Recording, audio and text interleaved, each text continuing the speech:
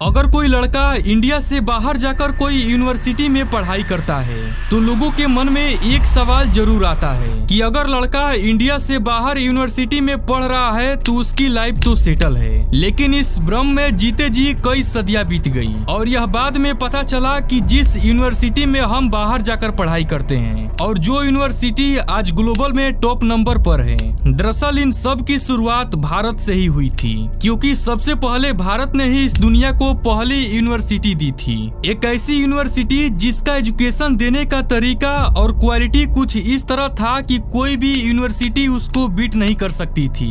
लेकिन क्यों एक समय ऐसा आया कि जब हमारे देश में यूनिवर्सिटी के नाम पर केवल खंडर ही बचा और आज के समय में कई ऐसे लोग हैं जिनको यह नहीं पता कि नॉलेज ऑफ ओशियन नालंदा नाम की कोई चीज भी हुआ करती थी, जिस यूनिवर्सिटी को देखने के लिए एक चाइनीज ट्रेवलर 16,000 किलोमीटर की यात्रा करके इस ज्ञान के मंदिर को देखने आया था। लेकिन वो कहते हैं ना, सबका वक्त आता है। नालंदा विश्वविद्यालय करीब 800 साल के लंबे इंतजार के बाद पुराने स्वरूप में लौट रहा है। प्रधानमंत्री नरेंद्र मोदी ने नालंदा विश्वविद्यालय के नवीन परिसर का उद्घाटन कर दिया है। नए कैंपस के उद्घाटन की खबरों और नई तस्वीरों के बीच इसके इतिहास की भी बात की जा रही है। दरअसल दुनिया का पहला आवासीय विश्वविद्यालय नालंदा अपने साथ इतना प्राचीन इतिहास समेटे हुए हैं कि जिसे लेकर कई किताबें लिखी गई हैं। कहा जाता है कि जब दुनिया में विश्वविद्यालय बनना शुरू हुए थे उस वक्त नालंदा कई सौ सालों की अपनी लेगेसी बना चुका था और उस समय वह दौर था जहां बच्चों को शिक्षा फ्री में दी जाती थी। नालंदा के सिक्योरिटी गार्ड के पास भी इतनी नॉलेज होती थी कि वह एडमिशन के लिए आए लड़कों का एग्जाम खुद लेते थे। और एक आज का समय देख लो, यहाँ टॉपर्स को ही नहीं पता कि उनका सब्जेक्ट क्या है और उनको क्या पढ़ाया जा रहा है। जो आदमी पीएचडी की डिग्री तक ले लिया है वह भी चपरासी की नौकरी के लिए लाइन में खड़ा है और जिसको नौकरी नहीं मिल रही है तो लोग सुसाइड पर भी उतर जा रहे हैं। कभी इस बात पर गौर किया है कि हम अपने माँ बाप की पूरी कमाई झोंक देने के बाद भी हमें जो शिक्षा मिल रही है क्या वह सफिशिएंट है? अगर हम गूगल करें कि top 100 of university, so you will see that there is not even one in India. यह बहुत शर्म की बात है। जिस लाइगेसी को हमने शुरू किया आज उसी में हम बहुत ही पीछे हो चुके हैं। तो चलिए इसे समझने के लिए हम शुरू से शुरू करते हैं।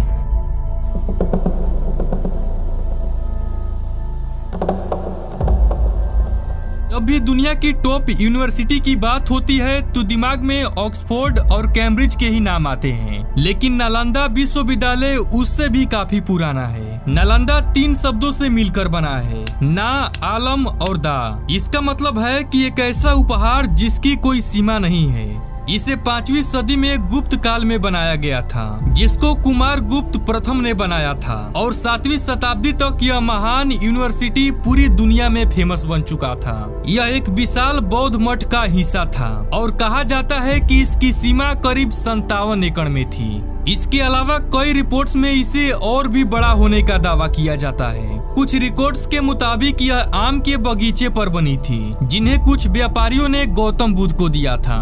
लेकिन जैसे जैसे समय बीता इसकी कॉन्स्पिरेसी थ्योरी और भी बढ़ती गई। इसके बारे में 19वीं शताब्दी के दौरान पता चला था कि कई सदी तक ये विश्वविद्यालय जमीन में दबा हुआ था और 1812 ईस्वी में बिहार में लोकल लोगों को बौद्धिक मूर्तियां मिली थी, जिसके बाद कई विदेशी इतिहासकारों ने इस पर अध्ययन किया और इसके बारे में और अधिक जानकारी हासिल की। नालंदा विश्वविद्यालय इस वजह से भी खास था क्योंकि समय पर यहाँ महान शिक्षकों ने पढ़ाई करवाई थी। इन महान शिक्षकों में नागार्जुन, बुद्धपालिता, शांत रक्षिता और आर्यदेव का नाम शामिल है। वहीं अगर यहाँ पढ़ने वालों की बात करें तो यहाँ कई देशों से लड़के पढ़ने आते थे। चीन के प्रसिद्ध यात्री और विद्वान वेनसोंग, फयान और इत्सिंग भी यहाँ से पढ़े हैं। वेनसोंग नालंदा के आचार्य शिलभद्र के शिष्य थे।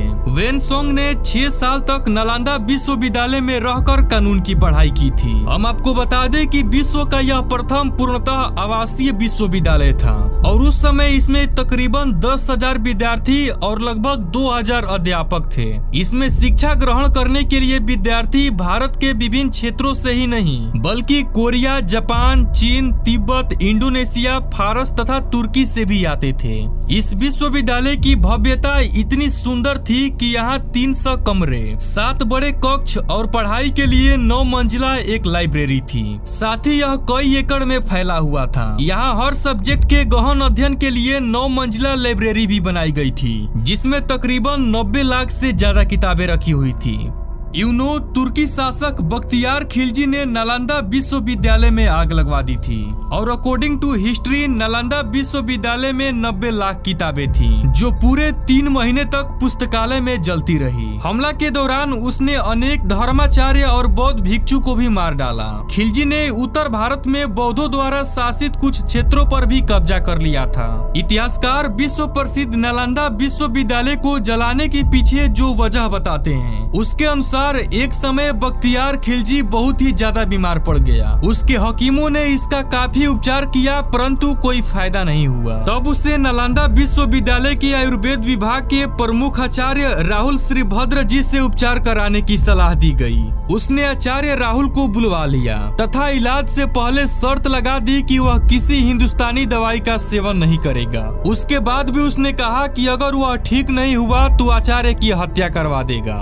अगले दिन आचार्य खिलजी के पास कुरान लेकर गए और कहा कि कुरान की पृष्ठ संख्या इतने से इतने तक पढ़िए, वह बिल्कुल ठीक हो जाएंगे। उसने पढ़ा और ठीक हो गया, लेकिन उसको खुशी नहीं हुई। उसको बहुत ही गुस्सा आया, क्योंकि उसके हकीमों से इन भारतीय वेदों का ज्ञान श्रेष्ठ क्यों है। बौद्ध धर्म और आयुर्वेद का एहसान मानने के बदले उसने 1199 में नालंदा विश्वविद्यालय में ही आग लगवा दी। वहाँ इतनी पुस्तकें थी कि आग लगी भी तो 3 महीने तक पुस्तकें जलती रही। उसने हजारों धर्माचार्य और बौद्ध भिक्षु को मार डाले। खिलजी के ठीक होने के जो वजह बताई जाती है वह यह है कि वैद्यराज राहुल श्रीभद्र ने कुरान के कुछ पृष्ठों के कोने पर एक दवा का अदृश्य लेप लगा दिया था। वह थूक के साथ मात्र 10-20 पेज चाट गया और ठीक हो गया, और उसने इस एहसान का बदला नालंदा को जला कर लिया।